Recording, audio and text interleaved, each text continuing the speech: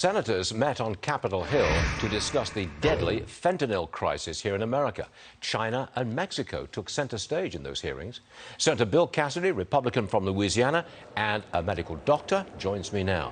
Mr. Senator, what I don't understand is why Javier Becerra has done what appears to be nothing about fentanyl, and he's the Health and Human Services Secretary. What's going on?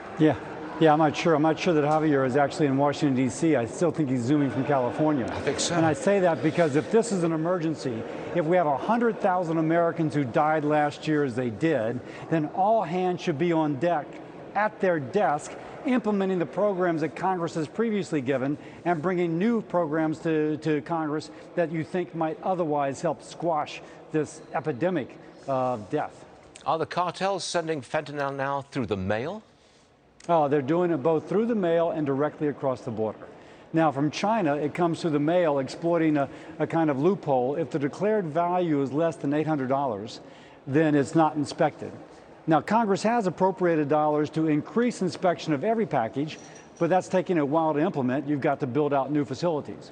On the other hand, across the border, it's not just people coming across that open border. It is fentanyl and other drugs flooding, and that's the consequence of a Biden administration's like open border policy. Senator, let me change subjects and look at inflation.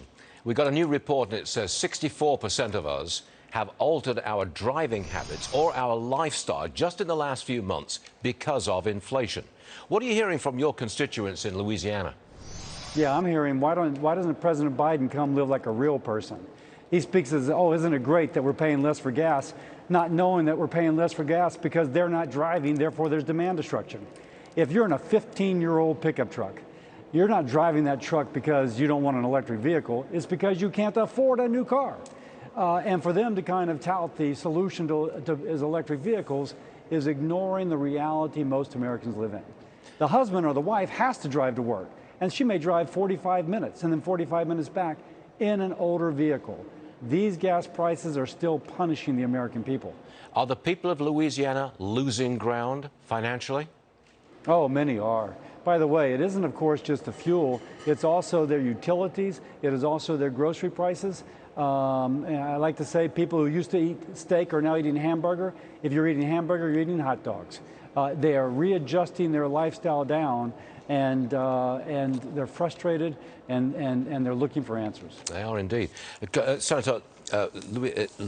Senator Bill Cassidy, Louisiana. I'm starting to get tongue-tied here, and also a medical doctor. Thanks, as always, for being with us, Doctor. Always appreciate it. Thank you. Yes.